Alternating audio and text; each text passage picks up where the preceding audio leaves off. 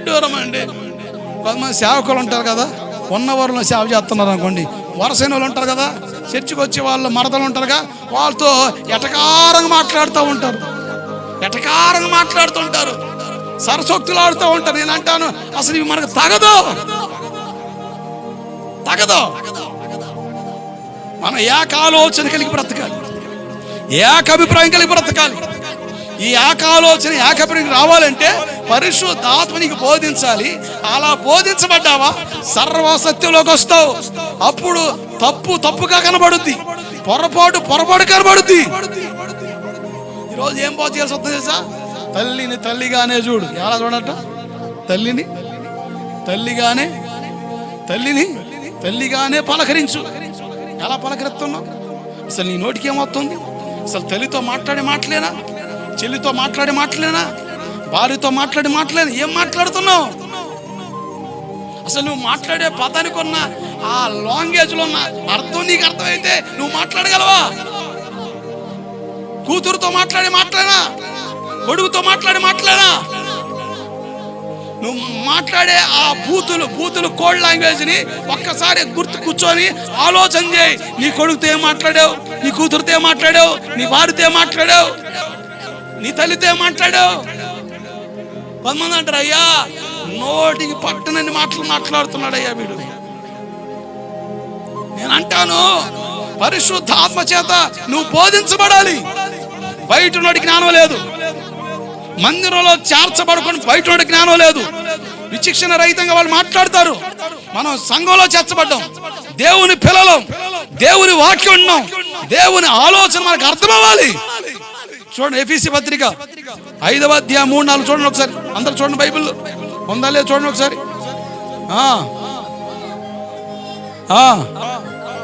లోభత్వమే గాని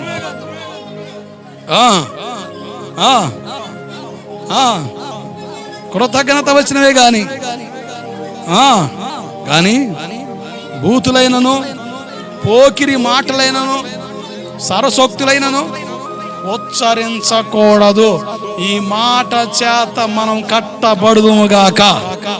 అందరు చెప్పలే, కొంతమంది చెప్పలేకపోతున్నారు, కొంతమంది నోరు రావట్లే, అసలు కదట్లే నోరు. గట్టి చెప్పు ఆమేన్. నేను అంటానండి, ఏమండి, నేను ఒక మాట చెప్తానండి, మన ఎవరు మంచోళ్ళం కాదు. నువ్వు మంచోడువా? నేను నేను మంచోడు కాదండి. ఒప్పుకుంటా, నేను మంచోడు కాదు. నేను వినుకొండ సహవాసానికి వెళ్ళేవాడిని, మన సహవాస పాస్టర్ గారి దగ్గరికి నెల బల్ల ఇచ్చేవాడిని, ఆన్లైన్ ప్రార్థనకి వెళ్ళేవాడిని. నేను ఆ పాస్టర్ గారితో అన్నాను, అయ్యా నన్ను ఎవరైనా ఇంట్లో పెడితే అగ్గిపెట్టి కొంపలు కదా, నేను ఆ ఇంట్లోకి వెళ్తే ఆ ఇంట్లో ఆడ మనుషులు ఉండకూడదు. వాళ్ళు త్వరగా బయలుదేరి చర్చిలోకి వచ్చి నేను ఆ ఇంటికి వెళ్తా. అప్పుడు చర్చిలో ఉండేవాడిని. వాళ్ళు వంట సిద్ధపరుచుకొని అన్నీ చేసుకొని చర్చిలోకి వచ్చి ఆ ఇంటికి వెళ్ళేవాడిని. నేను మరలనేవాడిని. వాళ్ళు నేను ఏ ఇంటి దరిదాపులు, ఆ ఇంట్లో ఆ దరిదాపు ఆడపిల్లని రానివ్వద్దు.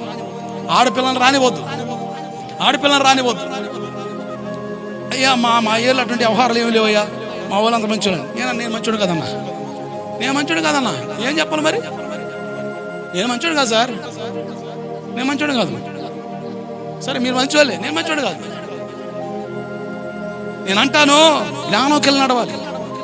జ్ఞానం కలిగి నడవద్దు. చాలా తేడా పడుతున్నాం, చాలా అభ్యంతరాలు కారణమవుతున్నాం, చాలా అభ్యంతరాలు ఎదుర్కోవాల్సి వస్తుంది. అందుకనే సంఘానికి నేను చాలాసార్లు చెప్తా, ఎప్పుడు కూడా చెప్తా, ఆడపిల్లలు చర్చిలోకి వస్తే నిర్దాక్షిణంగా ఇంటికి వెళ్ళిపోవడంతే. నువ్వు ఏడాగొద్దు.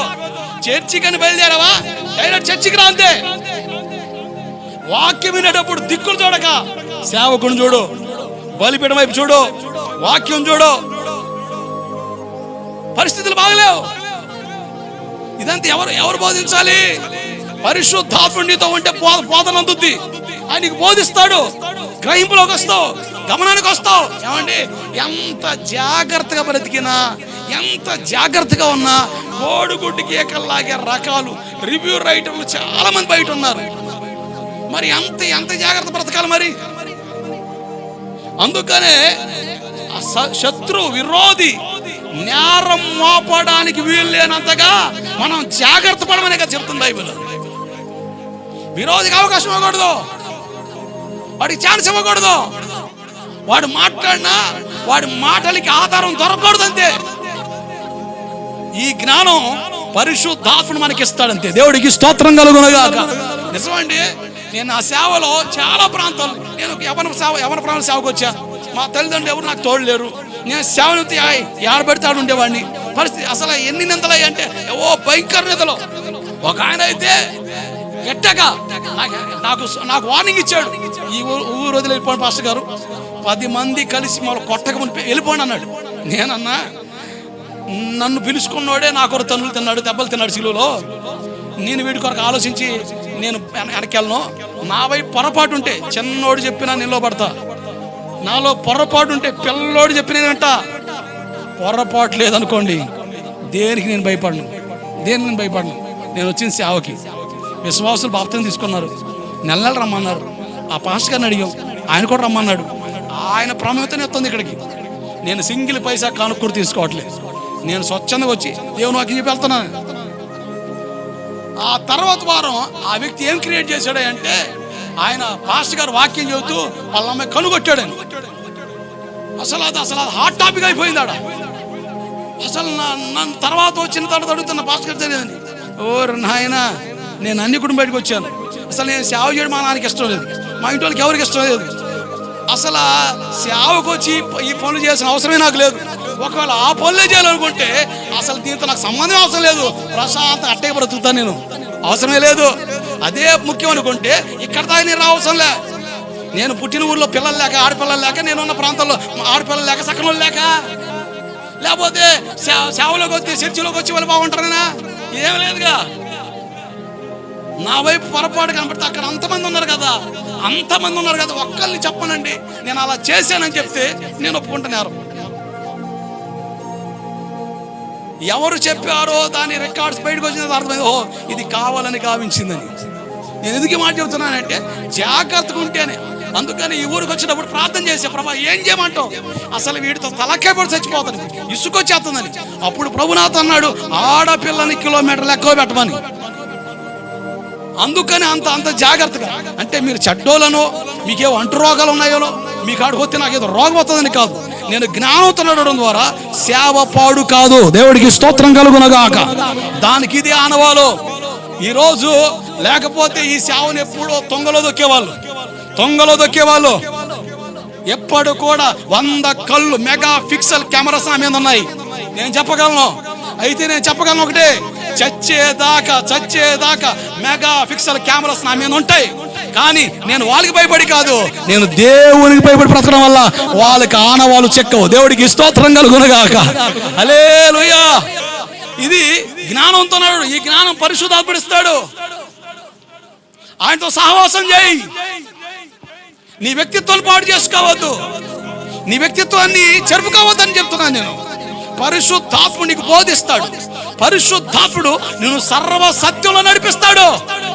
ఎంత అద్భుతమైన స్నేహితుడు అండి, వండర్ఫుల్ ఫ్రెండ్, ఒక అద్భుతమైన స్నేహితుడు సార్.